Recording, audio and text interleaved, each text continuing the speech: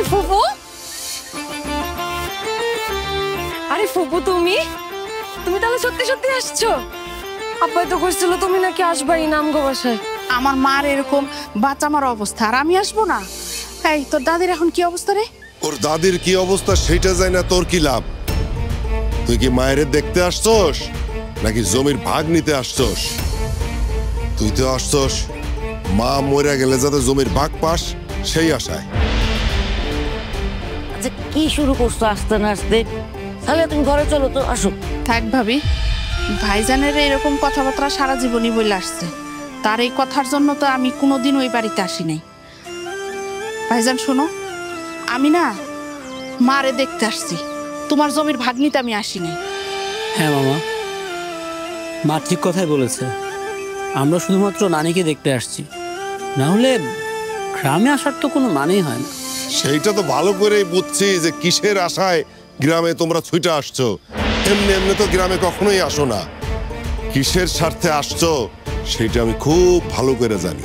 ভাইজান দেখো, আমি না তোমার সাথে এখানে ঝগড়া করতে পারবো না। আমি মারে দেখতে আসছি, আমার একটু মারে দেখতে যাইতে দাও। যাক, আমি খুবই খুশি হয়েছি যে মায়ের দেখতে আসছিস। মায়ের দেখা চুপচাপ তোরা চলে যাবি, কোনো রকম কোনো ঝামেলা কিন্তু করবি না। রিনা, অগরে নিয়ে মায়ের ঘরে যা। ফুপু তুমি আসো তো, আমার সাথে ঘরে আসো। আব্বার কথা কিছু মনে করো না। আর এমনি তো দাদি তোমার কালকে থেকে দেখার জন্য অনেক ছটফট করতেছে। তুমি চলো তো, আসো আমার লগে, আসো আসো।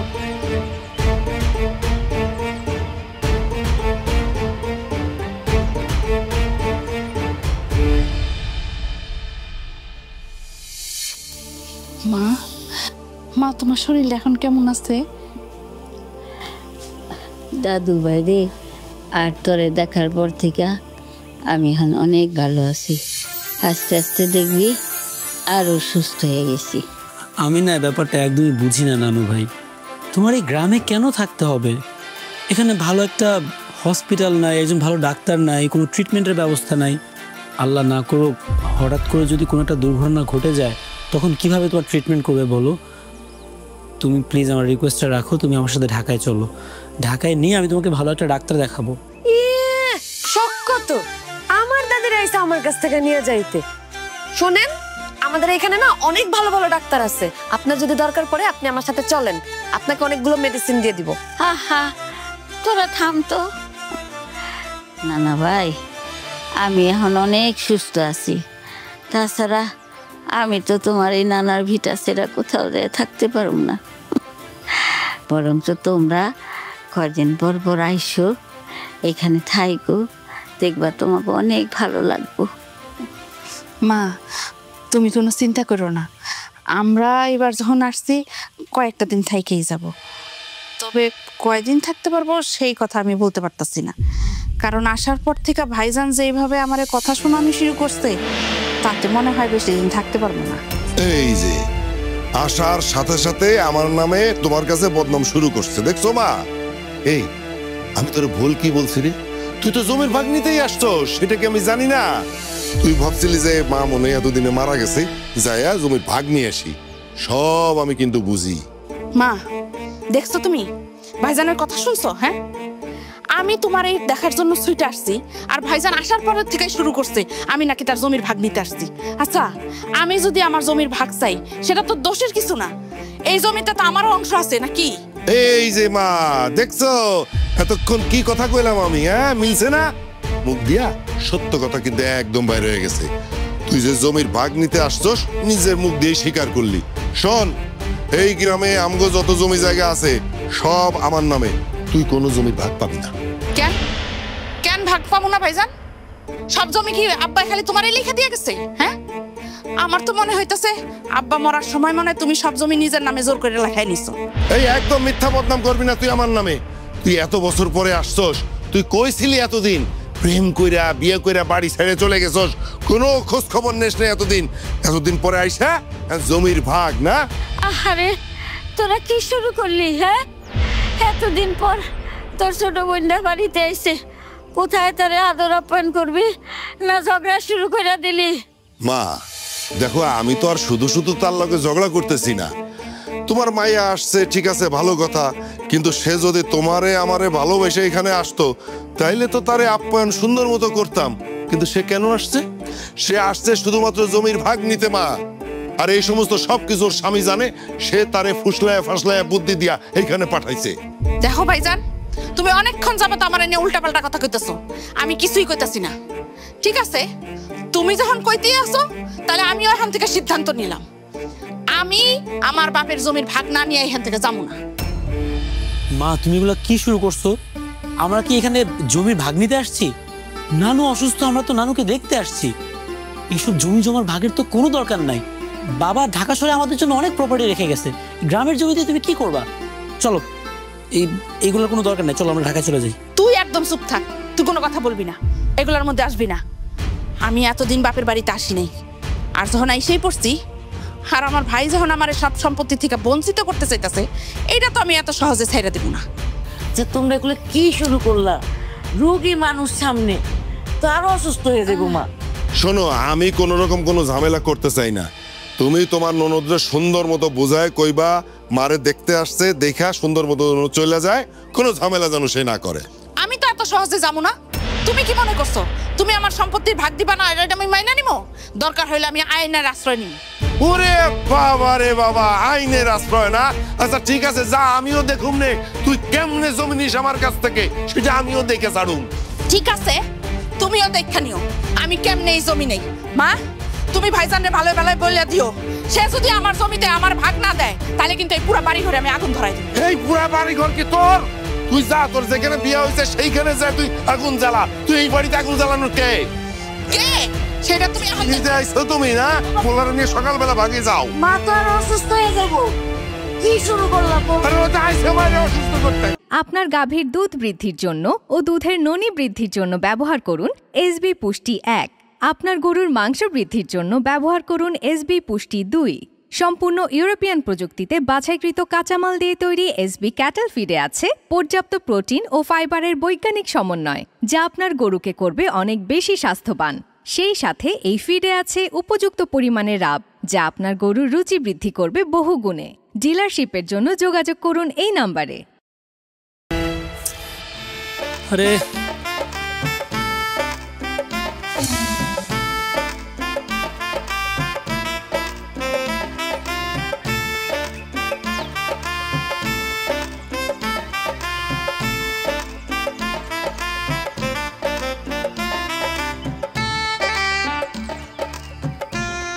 কি ব্যাপার? ওপরে কি খুঁজতেছেন? আপনার কি কিছু হারায় গেছে? অনেক ইম্পর্টেন্ট জিনিস হারিয়ে গেছে। আমার মোবাইল ফোনের নেটওয়ার্ক হারিয়ে গেছে, কোনোভাবেই নেট পাচ্ছি না। কখন থেকে ট্রাই করতেছি, কোনো ফোন কল করতে পারতেছি না, তার চেয়ে বড় কথা ফেসবুকে ঢুকতে পারতেছি না। ও এই ব্যাপার, পাবেন না এইখানে আপনি কোনো নেটওয়ার্ক পাবেন না। আরে নেটওয়ার্ক পাইতে গেলে আপনাকে আমাকে বাজারে যাইতে হইব, ওইখানে গেলে যদি একটু নেট পান তো। এটা কি বললা তুমি? তোমাদের এখানে নেট নাই?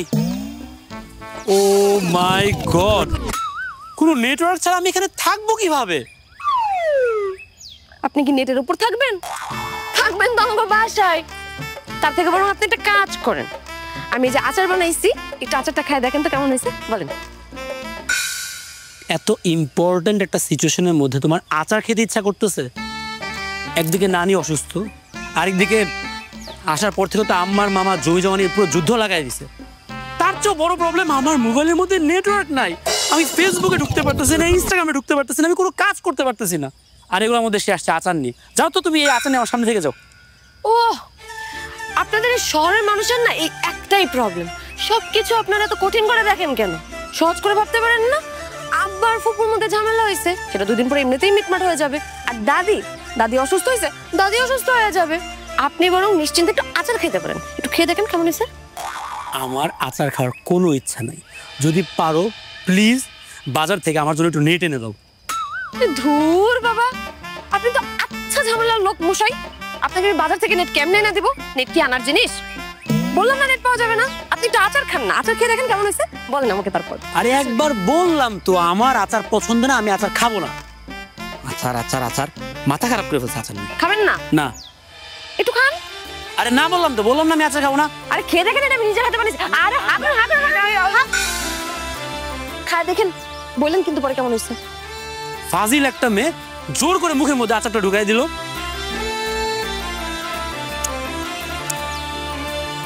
আচারটা কিন্তু মজাই।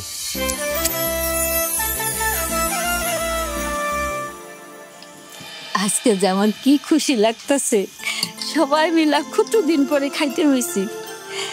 তোর বাপে যদি বাইসা থাকতো তাহলে মেলা খুশি হইত। না ভাই, তোমার কি নিয়ে খুব কষ্ট হইতেছে? না না নানু, আমার কোনো প্রবলেম হচ্ছে না, আমাকে নিয়ে কোনো টেনশনই করো না তুমি। দাদি, তোমার নাতির মনে শুধু একটাই কষ্ট, ফোনের মধ্যে সারাদিন ঘুটায়, কোনো কিচ্ছু চলে না, আকাশে বাতাসে ফোনের মধ্যে নেটওয়ার্ক খুঁজে বেড়ায়। নানি তুমি ওর কথা একদম কান দিও না তো, ও সব সময় বেশি কথা বলে। আমার কোনো প্রবলেম হচ্ছে না, আমার সব কিছু একদম ঠিকঠাক আছে। কিন্তু আমরা তো এখানে বেশি দিন থাকতে পারবো না, তাই না? হ্যাঁ চলো না, আমরা আগামীকালকে চলে যাই। ওরে তোর মা তো এখান থেকে যাইবো না, সকালে কইলো না যে জমির ভাগ নিয়া না নিয়ে সেখান থেকে যাইবো না। আমি কিন্তু খারাপ কিছু বলি নাই, জমির ভাগ না নিয়ে আমি এখান থেকে যাব না। দেখছো মা, তোমার মায়ের কথাটা কি তুমি শুনছো ঠিক করে? বড় ভাইয়ের সাথে কিভাবে কথা কইতে হয় সেইটাও সে কিন্তু জানে না। আরে জমির ভাগ নিবি তুই কেমনে? এতগুলো বছর ধরে সমস্ত জমি জায়গা আমি দেখাশোনা করতেছি, দায়িত্ব সব আমি পালন করতেছি। একদিন উনি হুট করে আইসে কইলো যে জমির ভাগ দাও আমার, আর সেটা আমি মাইনা নিব না। ভাইজান, সংসারে সব দায়িত্ব পালন করছো দেখা কি সব জমি তোমার হয়ে গেল? ফসল টসল এতদিন যা ফলাইছো সব তো তুমিই নিছো, তুমিই ভোগ করছো। কই তখন তো আমি আসি না এগুলো ভাগ নিতে। আসলে হয়েছে কি, বাপ যখন মরে গেছিল তখনই আমার আসা উচিত ছিল, আইসা আমার সমস্ত সম্পত্তির ভাগ বিজা নেওয়ার দরকার ছিল। এই খামবি তোরা কি শুরু করছিস? হ্যাঁ, খাইতে বইয়া এই জমা জমির কথা না কইলে হয় না? এই কথা তো পরেও কোন যেত, এখন খা। না না মা, জমির কথা এখন বলবো না সেটা তো হইব না। তোমার ছেলে আমার এই সবকিছুর থেকে বঞ্চিত করব সেটা তো আমি হইতে দিব না। ঠিক আছে, তুই তোমার মার পেটের বোন, জমি তোরে আমি দিমু, কিন্তু বাপের জমি যে তুমি বেচা দিয়া চলে যাবা সেইটা কিন্তু আমি হইতে দিব না। জমি নিতে গেলে জমি চাষ করতে হইব। করবো চাষ, সমস্যা কি? আমার বাপের জমি, আমি চাষ করবো না? খুব খুশি হইলাম, চাষ করবি তো। চাষ যখন করবি তোর তো এই বাড়িতে থাকা লাগবো, তোর যে খাওয়ানোর খরচা, তোর পোলার খাওয়ানোর খরচা করতে গাইবো, আমি কিন্তু চারানো খরচ করতে পারব না। এইটা তুই কি করলি? তোর মার পেটের বোন, হ্যাঁ, সেই বোনের সাথে তুই এই কথা কইতে পারলি? থাক মা, তুমি আর ভাইজান রে কিছু কইতে যাও না। ভাইজান মনে করছো আমারে খাওয়ানোর খোটা দিব আর আমি ভয় পাই আমার ছেলেরে নিয়ে চলে যাব, সেইটা কোনোদিনও হইব না। দরকার পড়লে আমি আমার জমিতে চাষ করব, আমি চাষ করব, আমার ছেলেও চাষ করব। তারপরে চাষ করে যেই ফসলাদি ফলবো সেগুলো বিক্রি করবো, বিক্রি করে আমগো খাওয়ানোর টাকা জোগাড় করবো, তাও এখান থেকে যাবো না। মা তুমি কি পাগল হয়ে গেলা? এগুলো উল্টাপাল্টা কি বলতেছো তুমি? তুমি জমিতে চাষবাস করবা মানে? আমাকে দিয়ে চাষবাস করাবা মানে? তুমি আমরা কি জমিতে চাষবাস করতে পারি? এগুলো সম্ভব? তুই জমি চাষ করতে পারস না তাতে কি হয়েছে? এখন শিখবি, নতুন করে সব শিখা তারপরে জমি জমা চাষ করবি, তাও আমি এখান থেকে যাবো না। ঠিক আছে, এত কথা কর তো দরকার নেই। মা পোলা আগে দেখা যে জমিতে ফসল ফলাইতে পারছস, তারপর তার আগে আমি কোনো জমি ভাগ দিব না। আহা, তোরা একটু থামবি? কই ভাবলাম এতদিন পর সবাই মিলে খাইতে বসছি, একটু আনন্দ করে খামু, আনন্দ ফুর্তি করবো না, তোরা আরম্ভ করে দিলি জমি নিয়ে ঝগড়া। আব্বা, ফুফু, আল্লাহর রাস্তা তোমরা একটু চুপ করো। দাদি একদম ঠিক কথা বলছে, আমার আর ভালো লাগতেছে না। সেই কথাটা তুই তোর বাপের বুঝাই বল। তোর বাপ তো শুরু করে দিচ্ছে ঝগড়া। তোর বাপে যেমন আমার খাওয়ানোর কোটা দিছে, এখন তো আমার এই খাওয়ানোর গলা দিয়ে নামবো না। আমি আর আমার ছেলে এখানে যতদিন থাকবো তত খাওয়ানোর খামো না, দরকার হলে কাজ করে খামো। এই চলো। আরে খাওয়ার আগে উঠতে হয় না। ওই ওরা তো যাইতেছে, আমি কাউরে আটকাতে পারুম না, যার যা খুশি তাই করুক গা। ভাল লাগে না, এসব ভাল লাগতেছে না, সরো।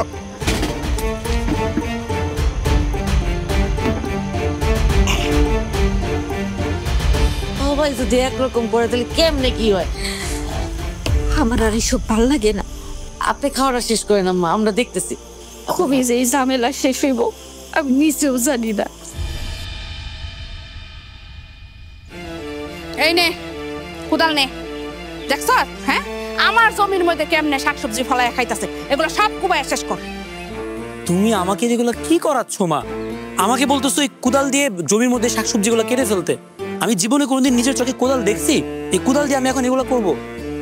জীবনে দেখছ নাই, এখন দেখবি, এখন শিখবি। নানির বাড়ির জমি পাইতে হইলে এগুলা শিখতে হইব। শিখছ নাই বলে তাতে কি হইছে? এখন শিখ। নানির বাড়ির জমি এক কানিও ছাড়া যাব না। ও জমির ভাগ নিতে আইছে, পারে না কিছু, শহর থেকে সাইজে কইছে জমির ভাগ নিতে আইছে। মানে লোভের ঘরের লোভী, মানে এইরকম পিশাচ, এইরকম লোভী আমি দেখি নাই জীবনে। এক সুতাও যদি আমি জমি পাই হেটাও আমি ছাড়ুম না। মা তুমি কেন শুধু শুধু মামার সাথে এই ঝামেলাগুলো করতেছো? বাদ দাও না। আমি ঝামেলা করতেছি?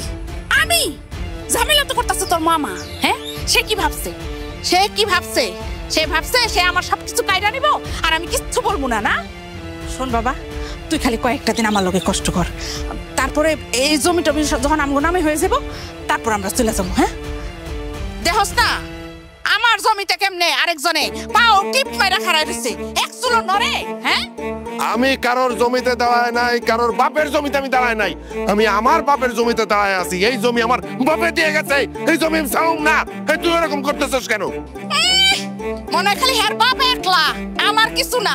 এটা আমারও বাপের জমি, আমিও এখান থেকে এক কানিও জমি ছাড়ুম না।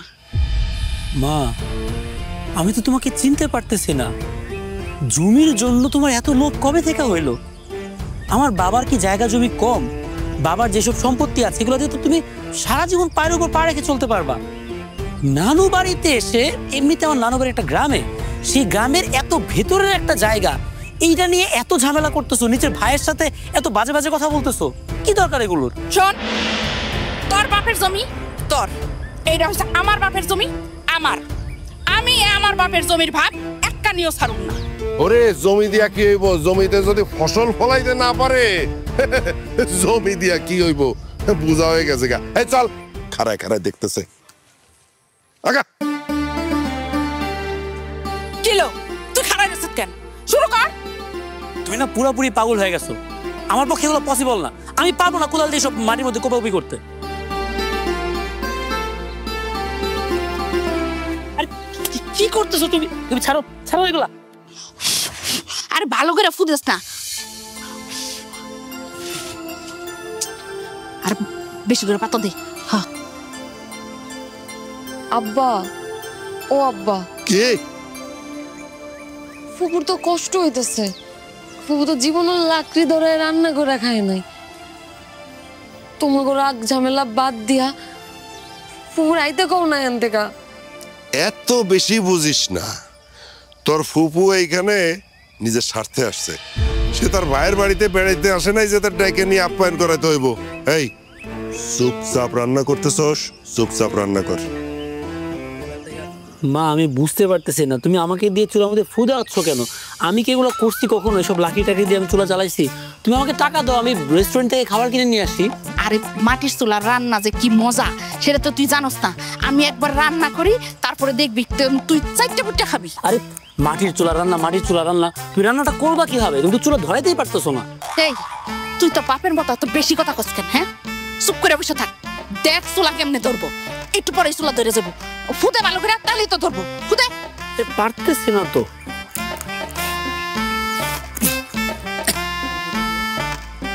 ফুফু, ও ফুফু, তোমার সাহায্য লাগলে কও না, আমি করতেছি। তোমার তো কষ্ট হইতেছে ফুফু, আমি করে দেই, তুমি আমারে কও। আরে না না, আমগো কোনো সাহায্য লাগবো না। আর তুই তোর বাপের বইলা দে, আমি আমার নিজেরটা জোগাড় করে চলতে পারি। তোর বাপের আর কষ্ট করে আমার খাওয়ান দিতে হইব না। দেখা যাইবো এইভাবে কয়দিন চলে। পরপর দুদিন পেটে ভাত না পড়লে 3 দিনের দিন টের পাইবো। আব্বা চুপ করো না, এত কথা কেন কইতেছো? দেখতেছো ফুফুর কষ্ট হইতেছে, এরপরেও কথা কয়ে যাইতেছো। তোর বাপের চুপ করতে বইলা কোনো লাভ নাই। তোর বাপের বেশি কথা কওয়াটা হইছে অভ্যাস, সারা জীবন তো এটাই কইরা গেছে। আর এখন বয়ে বয়ে তো চিন্তা করতেছে বইনারে কেমনে ঠকান যায়। শোন, একবার যখন এই বাড়িতে আইসা পড়ছি, নিজের সবকিছু না বুঝা এই বাড়ির থেকে এক পাও নড়বো না। এই তুই বাড়িস কেন? ফুদে ভালো করে, একটা ফার্মের মুরগি বানাইছি, কোনো কাম কিচ্ছু পারে না। ফুদে। এই আমি যাইতাছি। কিন্তু ভুলেও জানো অন্য কোনো দিকে কোনো সাহায্য করবি না, ঠিক আছে? আহা বাবা তুমি চুপ করো তো। তো বাবা এগুলো কি শুরু করছে? একটু দিন না চুলাটা জ্বালাই দে। ফুপু, ও ফুপু, আমি চুলাটা ধরাই দেই, তারপরে তুমি রান্ধো। আমি চুলাটা একটু ধরাই দেই। না না থাক, লাগবো না, আমরা নিজেরাই পারুম। দেখতেছি না তো, দেখ না ওরা ধরে। একটু ধরাই দাও, কষ্ট হইব তোমার। না বাবা থাক, তোমার জামাই যে কথা শোনায় দরকার নেই। এই আগুন দে, ফুয়াইলে কাজ হবো, আগুন দে আবার।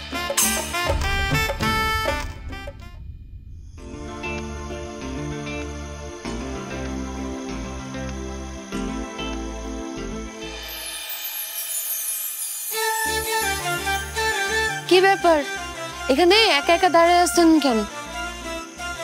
কারোর কথা ভাবতেছেন বুঝি? এই রাতের বেলা কার কথা ভাববো? ঘুম আসতেছিল না, গরম লাগতেছিল রুমের ভেতরে, ভাবলাম একটু বারান্দায় এসে দাঁড়াই। কিন্তু তুমি এত রাতের বেলা এখানে কি করো? না, দেখলাম আপনি একা একা দাঁড়িয়ে আছেন, তাই ভাবলাম একটু সঙ্গ দেই, যদি ভয়টাই পান, তাই আসলাম আর কি। কেন ভয় কেন পাবো? আরে আর বললেন না, আমাকে বাড়ির পাশে যে তেঁতুল গাছটা আছে না, ওইটার মধ্যে তো একটা ভূত থাকে। ওই ভূত সুন্দর ছেলে দেখলে তার ঘাড়ে চাইপা বসে। আর আপনি তো শহরে পোলা, নির্ঘাত আপনার ঘাড়ে চাপবে, আপনার ঘাড়ও মটকাই দিতে পারে। কি বলতেছো তুমি এগুলা? সত্যি সত্যি কি তেঁতুল গাছের মধ্যে ভূত আছে? আমি কিন্তু ঢাকায় এরকম অনেক মুভি টুভিতে দেখছি যে গ্রামের মধ্যে এরকম ভূত টুত থাকে।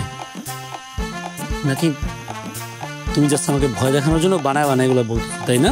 আরে কি আশ্চর্য, আমি আপনাকে ভয় দেখানোর জন্য কেন বলতে যাব? সত্যি সত্যিই আছে।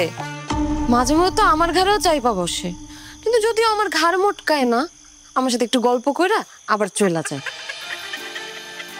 ভূত তোমার সাথে এসে প্রতিদিন গল্প করে না? তোমার মাথার মধ্যে কি প্রবলেম আছে? দেখো, আজকে সারাটা দিন আমি অনেক কষ্ট করেছি, এমন এমন সব কাজ করেছি যেগুলো করতে হবে আমি জীবনে কোনোদিন কল্পনাও করি নাই। এগুলো করার পরে আমি এখন অনেক টায়ার্ড।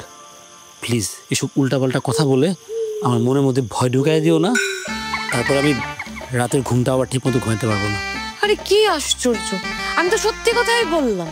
আজকাল সত্যি কথারও দাম নেই। আচ্ছা দাঁড়ান, আমি ভূতটাকে একটু ডাকি, আপনার সাথে একটু পরিচয় করাই দিই, তাহলে আপনার বিশ্বাস হবে তো। ডাকি। খবরদার খবরদার বলতেছি, উল্টাপাল্টা কোনো কাজ করবা না। তুমি যদি এখন এগুলো করো, আমি কিন্তু নানু ভাইকে গিয়ে এখন খবর দেবো। আরে দাঁড়ান না, একটু পরিচয় হয়ে যান, ভালো লাগবে। কই ভূত, তুমি শুনছো? একবার একটু দিকে আসো না। ও তুমি আসতেছো, একটুখানি দাঁড়ায় যান, আসতেছে। এই তোমার মাথার মধ্যে আসলেই প্রবলেম আছে, অনেক বড় প্রবলেম। তুমি আর জীবনে কোনদিন আমার চোখের সামনে আসবে না। ফাজিল একটা মেয়ে, তুমি এখানে দাঁড়া দাঁড়া তোমার ওই পেতনি বান্ধবীর সাথে কথা বলো, যত সব। আরে আরে কই যান, একটু আলাপ করে যাবেন না? ভয় পাইছে শহরে গাধাটা।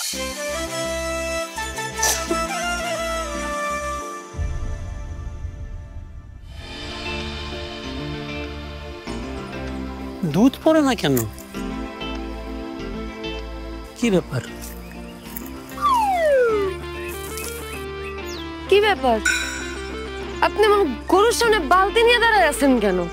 আরে মা বললো গরুর কাছ থেকে দুধ নিয়ে যেতে, আমি সে কখন থেকে বালতিটা নিয়ে গরুর সামনে দাঁড়ায় আসবে, তো দুধই দিচ্ছে না। ওর দুধ দেওয়ার টাইমিংটা কখন আমাকে বলো না। মা বলছে তাড়াতাড়ি দুধ নিয়ে যেতে হবে। আপনি বালতি নিয়ে গরুর সামনে দাঁড়ায় আছেন, গরু থেকে নিজে নিজে দুধ দিয়ে দিবে? আপনি যদি ব্যাককলের ব্যাককল, খুব নাকি পড়াশোনা করছেন, তাহলে এই অবস্থা কেন? আমার পড়ালেখার সাথে গরুর দুধ দেওয়ার কি সম্পর্ক? আমার বইয়ের মধ্যে কি এগুলো লেখা ছিল যে গরু কিভাবে দুধ দেয়, গরুর কাছ থেকে কিভাবে দুধ নিব? এত পড়ো না করে তোমার যদি জানা থাকে কিভাবে দুধ দেয় সেটা আমাকে বলে দাও, তাহলে তো হয়ে যায়।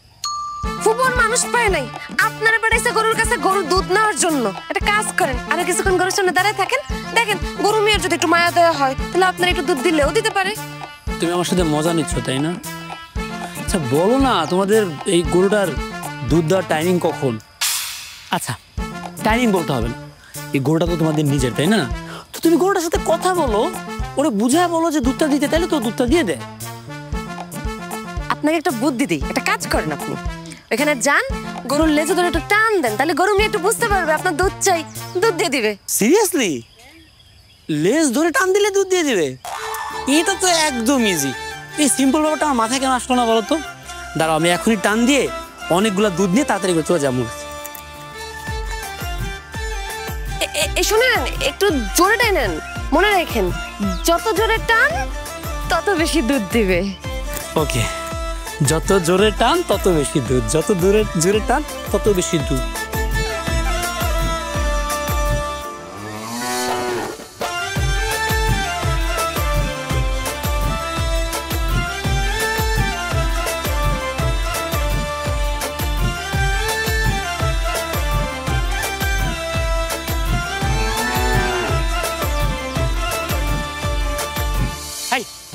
ফাজিল মেয়ে, তুমি নিজে যেরকম একটা ফাজিল, তোমাদের গরুটা বানাচ্ছ একটা ফাজিল।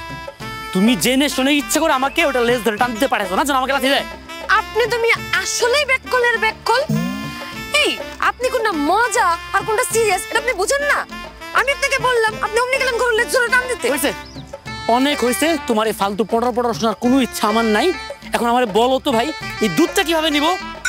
আপনার যদি এতই দুধ নেওয়ার ইচ্ছা থাকে তাহলে আব্বার কাছে যান, কারণ এই গরুর দুধ আব্বা ছাড়া আর কেউ বের করতে পারে না। হয়েছে, এখন মামার এগিয়ে বলবো গরুর দুধের কথা না? মামা গাছের একটা পাতা দিতে রাজি না, আর আমার গরু দুধ দিবে। আমি যদি মামার এখন গিয়া বলি গরু দুধের কথা, আমাকে তো কান ধরে বাড়ি থেকে বের করে দিবে। আমার দরকার নাই দুধের, আমি মাকে গিয়ে পুরো বিষয়টা বলবো। যান, যা বলেন, দেখেন দুধ দেয় কিনা। ব্যাক করবে এটা।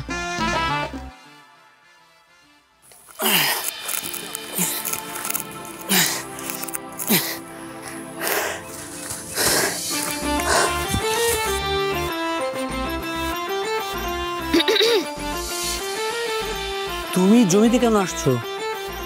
মামা যদি খালি একবার টের পায় যে তুমি এখানে আসছো, একদম ঠ্যাং ভেঙে ফেলবে তোমার। যাও, তুমি ঘরে যাও। আমি জমিটা অলমোস্ট চাষ করে শেষ করে ফেলছি, আর অল্প একটু বাকি। ইস, আমার পা ভাঙা তো সহজ না, আর আব্বারে আমি খুব ডরাই। আচ্ছা ঠিক আছে, মানলাম তুমি তোমার বাবাকে ভয় পাও না, কিন্তু এখানে কেন আসছো সেটা বলো, নাকি আমাকে আবার ভয় দেখাইতে আসছো? আমি এখানে আসার পর থেকে না তুমি আমার পিছনে লেগে আছো। প্লিজ, আমি খুব ইম্পর্টেন্ট একটা কাজ করতেছি, এখন আমার পিছনে লাগো না। হ্যাঁ দেখেন, আমি আপনারে ভয় দেখাইতেও আসিনি, আর আজকে আপনার সাথে ফাইজলামি করতেও আসিনি। আমি আপনার জন্য রান্না করে নিয়ে আসছি। কয়দিন ধরে তো পেটের মধ্যে খাবার ঢুকতেছে না, সেটা আমি খুব ভালো করেই জানি। এটা তুমি খুব ভালো করছো, আসলে আমার খুব ক্ষুধা লাগছিল, কিন্তু তোমার রান্না করা খাবার তো আমি খেতে পারবো না। কেন রান্না করা খাবার খাইতে পারবেন না? কেন? খাবারের মধ্যে কি আমি বিষ মিশাই নিয়ে আসছি? মিশাইতেও পারো, তোমরা তো আমার শত্রুপক্ষ। শত্রুপক্ষ কত কিছু করতে পারে, তাই না? সরি, আমি তোমার খাবার খাইতে পারবো না, তুমি খাবারটা নিয়ে চলে যাও। অমনি না, অমনি আমাকে শত্রুপক্ষ বানাই দিলেন। আমি এত কষ্ট করে যত্ন নিয়ে ভালোবাসে আপনার জন্য রান্না করে নিয়ে আসছি, আর আপনি আমাকে শত্রুপক্ষ বানাই দিলেন। ঠিক আছে, জায়গা আমি। এই কই যাইতেছো তুমি? আমি তো তোমার সাথে এমনি একটু মজা করলাম, সবসময় তো তুমি আমার সাথে মজা করো। আমি মজা করলে দোষ না? তুমি এত কষ্ট করে নিজের হাতে আমার জন্য রান্না করে নিয়ে আসছো, আমি সেটা খাবো না? অবশ্যই খেয়ে দেখবো। সত্যি কইতেছেন? আপনি খাইবেন? একদম সত্যি। আমি তো চাই তুমি সবসময় এরকম আমার জন্য খাবার রান্না করে নিয়ে আসবা, আমি চাষ করার মাঝখানে তোমার খাবার দিয়ে দুপুরে লাঞ্চ করবো। ইস, শখ কত! আর পারুম না, আজকে আনছি, আজকে খাইয়া নেন, পরেরটা পরে দেখা যাইব। চলেন তো। আচ্ছা তুমি গিয়ে বসো, আমি কাজটা শেষ করে আসতেছি।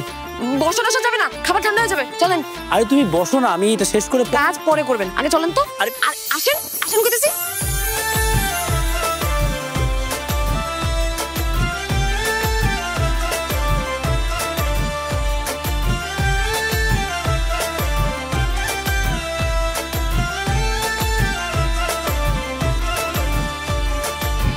আপনার গাভীর দুধ বৃদ্ধির জন্য ও দুধের ননী বৃদ্ধির জন্য ব্যবহার করুন এসবি পুষ্টি 1। আপনার গরুর মাংস বৃদ্ধির জন্য ব্যবহার করুন এসবি পুষ্টি 2। সম্পূর্ণ ইউরোপিয়ান প্রযুক্তিতে বাছাইকৃত কাঁচামাল দিয়ে তৈরি এসবি ক্যাটল ফিডে আছে পর্যাপ্ত প্রোটিন ও ফাইবারের বৈজ্ঞানিক সমন্বয়, যা আপনার গরুকে করবে অনেক বেশি স্বাস্থ্যবান। সেই সাথে এই ফিডে আছে উপযুক্ত পরিমাণে রাব, যা আপনার গরুর রুচি বৃদ্ধি করবে বহুগুণে। ডিলারশিপের জন্য যোগাযোগ করুন এই নম্বরে। দাদি, ও দাদি, আর কত ঘুমাবা? এবার উঠো, জলদি নাস্তা করতে হবে তো। দাদি, ও দাদি, নাস্তা করা লাগবো তো দাদি। ও দাদি, কিসে কথা কয় না কে? দাদি, ও দাদি, কিসে তোমার কথা কইতেছো না কে? আমার শরীরটা বেশি ভালো না। কি হয়েছে তোমার? আমার মনে হয় সময় শেষ। কি কও দাদি? তোর মায়ের ডাক দে, তোর বাপের ডাক দে, সবাইরে ডাক দে। কিচ্ছু হইব না দাদি, তুমি আমি ডাকতেছি, আমি সবাই ডাকতেছি। আব্বা, আব্বা, আম্মা, তাড়াতাড়ি আসো না, দাদি যেন কেমন করতেছে। কি রে ডাকাডাকি করতেছিস কেন? দাদি যেন কেমন করতেছে, দাদি যেন কেমন করতেছে, আর কি সব কইতেছে দাদি। মা, ও মা, তোমার কি বেশি খারাপ লাগতেছে?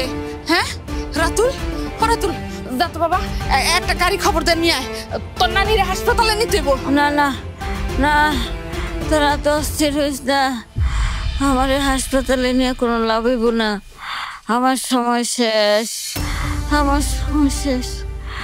ও বাপ, বাপরে, আমারে তুই কথা দে, তোর ছোট বোনটারে তুই ঠকাবি না, তাহলে আমি মইরেও শান্তি পাবো না। ওর সম্পত্তি ওরে বুঝাই দিস বাপ। আমার শেষ ইচ্ছা, তোরা দুইটা ভাই বোন মিলামিশা থাকবি, মিলামিশা থাকবি। দাদি, ও মা, তোমার কিছু হইব না মা, আমি এক্ষুনি ডাক্তারের কাছে যাইতেছি। মা, মা তোমার কিছু হইব না মা, কিছু হইব না। আমার নানু ভেটারে কোনো কষ্ট দিস না। আমার নানু ভেটারে দাদি, ও মা, মা কি হইছে কথা কও না কেন? মা,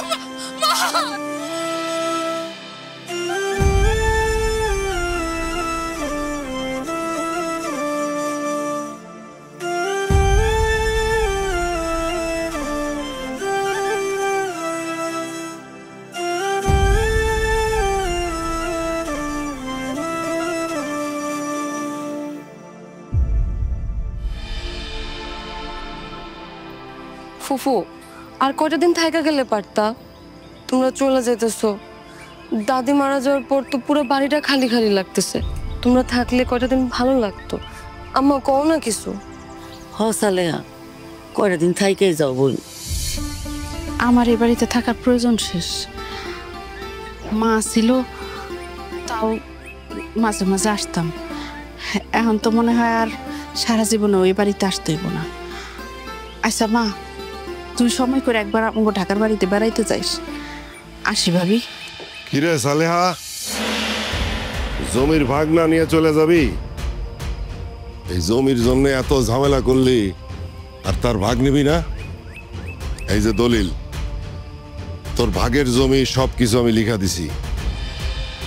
আবার ভাবিস না যে তোর আমি ঠকাইছি। যতটুকু পাবি সবটুকু লেখা দিছি, নে। ভাইজান, এই জমির আমার কোনো দরকার নাই, এইসব কিছু আপনার কাছেই রেখে দেন। দরকার নাই মানে? জমির যদি দরকার না হয় তাহলে এত কিছু করলি কেন? এই বাড়িতে আসার পর থেকে জমি নিয়ে যে জ্বালাতন তুই করছস, আমার মায়ের অনেক কষ্ট দিছস তুই। মায়ও বারবার কইছে আমি যেন তোরে না ঠকাই। একবার ভাইবা দেখ, মায়ে কত কষ্ট পাইছে। মায়ে তো মনে করছে যে তুই জমির জন্য অনেক কষ্টে আসস। এখন তুই জমি নিবি না কেন? নে তোর জমি। তুমি কেমনে ভাবলা ভাইজান আমি মায়ের কষ্ট দিছি? আমি এই জমির জন্য তো এখানে পইরা থাকি নাই। আমি কি জন্য এখানে ছিলাম সেটা মা খুব ভালো করেই জানতো, খালি তুমি কিছু বুঝতে পারো না। কি এমন কারণে তুই এই বাড়িতে এসে পড়েছিলি যেটা মা জানে আমি জানি না? তুমি কি শুনতে চাও? তাইলে শুনো। আচ্ছা মা, তুই আমারে কত, তুই তো আগে এরকম ছিলি না? বাড়িতে আউনের পর থেকে তুই ভাইয়ের লোকে সম্পত্তি লেখা যে পেছে তারা মুখ করছস। মা, আমার এসব জমি জমা কোনো কিছুর দরকার নাই। আমি শুধু এই সুযোগটা কাজে লাগাইয়া তুমি বলো কয়েকটা দিন থাকতে চাই। আচ্ছা, আমি তো কিছুই বুঝতেছি না, তোর কথার আগা মাথা আমি কিছুই বুঝতেছি না। আমার একটু খুইলা কত। মা, তুমি তো জানো বিয়ার পর থেকে তো আমি গ্রামে এসে থাকতেই পারি না। তোমাদের জামাই তো গ্রাম পছন্দই করে না, আর ছেলেটাও হয়েছে ঠিক তার বাপের মতোই, একদমই গ্রাম পছন্দ করে না। আমি চাইতেছিলাম কি আমার ছেলেরা কয়েকটা দিন আমার সাথে গ্রামে থাকুক, ও গ্রামের আসল আনন্দটা উপভোগ করুক, গ্রামের মানুষজনরা একটু ভালোবাসুক। তার লেগা এত ঝামেলা করন লাগে? হ্যাঁ, তুই দাদু ভাইরে খুইলা কইলেই তো বুঝাইলেই তো বুঝতো। আচ্ছা ঠিক আছে, আমি না হয় দাদু ভাইরে বুঝাই কম। না না মা, তুমি আবার ওরে কি এসব কিছু কইতে যাও না, ও এসব কিচ্ছু বুঝবো না। ও যদি খালি জানতে পারে আমি গ্রামে থাকার জন্য ওরে কয়েকটা দিন এখানে নিয়ে আসছি, তাহলে ও এক্ষুনি ঢাকায় চলে যাবে। আমি শুধু এই নাটকটা করে যেতেছি, কয়েকটা দিন এখানে থাকবো। মা, আমার এসব জমি জমার কোনো কিছুর লোভ নেই, তুমি আবার মনে কষ্ট নিও না। ভাইজান শুধু শুধু আমার ভুল বুঝতেছে। আমি জানতাম আমার সালেহার এইসব সম্পত্তির উপরে কোনো লোভ নাই। আচ্ছা তুই কোনো চিন্তা করিস না, আমি রিনারে কইয়া দিব দাদু ভাইরে সারা গ্রাম ঘুরাই দেখাইতে, দেখবি দাদু ভাই গ্রামের প্রেমে পড়ে যাব। তাই জানি হয়নি। মা, তার মানে তুমি জাস্ট আমাকে এই গ্রামে রাখার জন্য এত বড় নাটক সাজিয়েছো? আমি তো বিশ্বাসই করতে পারছি না। ফুফু, তুমি যা করছো একদম ঠিক কাজ করছো। গ্রাম নিয়ে যাদের উল্টাপাল্টা ধারণা কিছুটা হইলেও তা দূর হইছে। আমি জানি আমার ছেলের একটু পরিবর্তনও হয় নাই, তাই আমি চাই না আমার ছেলের আর কোনো কষ্ট হোক। এই জন্যই আমি আজকেই ঢাকায় চলে যাব। আমরা তাহলে আসি। হ্যাঁ ভাইজান, আমরা তাহলে যাই, তুমি আমার ক্ষমা করে দিও। না না না না বোন, না রে বোন, তুই আমার কাছে ক্ষমা চাইস না, আমি তোর কাছে ক্ষমা চাই। আমি বড় ভাই হইয়া তোরে জমি দিতে চাই নাই, ঠকাইতে চাইছি। আর তুই এখানে আসার পর থেকে আমি তোর সাথে কত রকমের খারাপ ব্যবহার করছি। বোন রে, তুই আমারে ক্ষমা করে দে। তুমি কেন আমার কাছে মাফ চাইতেছো ভাইজান? আসলে আমারই তো উচিত হয় না এত বছর পর তোমার হেনে আইসা জমির ভাগ চাওয়া। আচ্ছা এসব কথা বাদ দাও ভাইজান, তোমার যদি কখনো এই বোনের কথা মনে হয় তাহলে শহরে গিয়ে আমার একটু দেখে আইসো। আমরা তাহলে আসি ভাইজান, চল। না মা, আমরা কোথাও যাব না। তুমি হয়তো তোমার মায়ের বাড়ির ভাগটা ছেড়ে দিতে পেরেছো, কিন্তু আমি আমার নানির বাড়ির ভাগ কখনোই ছাড়বো না। ভাগনা, তোর কি কি ভাগ লাগবো তুই আমারে ক, আমি সব তোরে লিখে দেব। না মামা, আমার কোনো জমির ভাগের দরকার নাই। এই যে বাড়িটা আমার নানির বাড়ি, আমার নানির শেষ স্মৃতি, আমার নানির স্মৃতির ভাগটা আমার দরকার, আমার নানির ভালোবাসার ভাগটা দরকার। মা ঠিকই বলেছে, আমি আসলে কখনোই গ্রাম পছন্দ করতাম না, আর পছন্দ করব কিভাবে? গ্রাম তো কখনো কাছ থেকে দেখিনি। কিন্তু এবার আসার পরে যখন কাছ থেকে গ্রামটা দেখলাম, গ্রাম এত সুন্দর, গ্রামের মানুষজন এত সুন্দর, সব কিছু আমাকে এত মুগ্ধ করেছে। আমি ডিসিশন নিয়েছি আমি শহরে যাব না, আমি গ্রামেই থেকে যাব। তুই এসব কি বলতেছিস রাতুল? আমি তো আমার নিজের কান্ডে বিশ্বাস করতে পারতেছি না। তুমি যা শুনছো সব সত্যি শুনছো মা। আমি ডিসিশন নিয়ে ফেলেছি, আমি আর ঢাকা শহরে ফিরে যাব না। আমি আমার নানির এই গ্রামেই থেকে যাব। একটা সুন্দর ফার্ম দেব, সেই ফার্মে সারা জীবন কৃষিকাজ করে কাটিয়ে দেব। আমি অনেক ঠান্ডা মাথায় ভেবে দেখেছি মা, আমরা শহরে থেকে লেখাপড়া করে শিক্ষিত হয়ে শহরের ব্যস্ততার মধ্যে এমনভাবে ডুবে যাই, নিজের শিকড়টাকেই না আমরা ভুলে যাই। সেই ভুলটা আমি করতে চাই না। আমি আমার শিকড়টাকে আঁকড়ে ধরতে চাই, আমার শিকড়টাকে আঁকড়ে ধরে সারাটা জীবন কাটিয়ে দিতে চাই। আহারে ভাগনা, তোর কথা শুনে তো আমার মনটা ভরে গেল।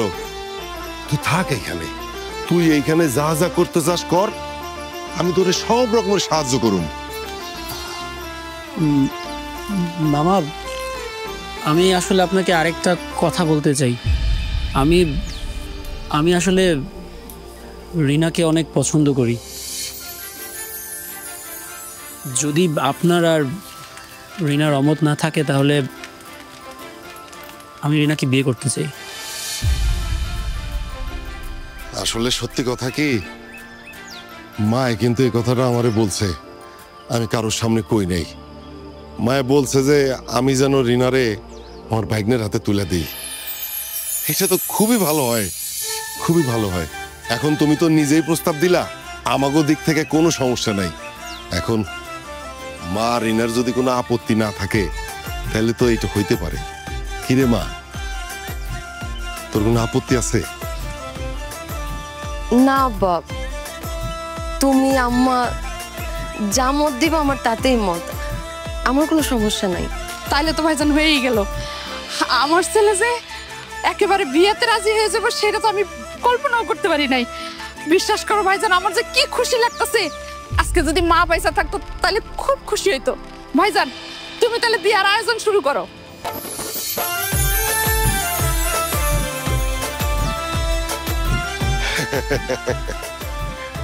মায়া আমার লজ্জা পাইছে। আচ্ছা তোরা কি এখানে দাঁড়ায় থাকবি না ভিতরে যাবি? বিয়ের আয়োজন করা লাগবো না? অনেক কাজ। চল চল ভিতরে চল, ভিতরে চল।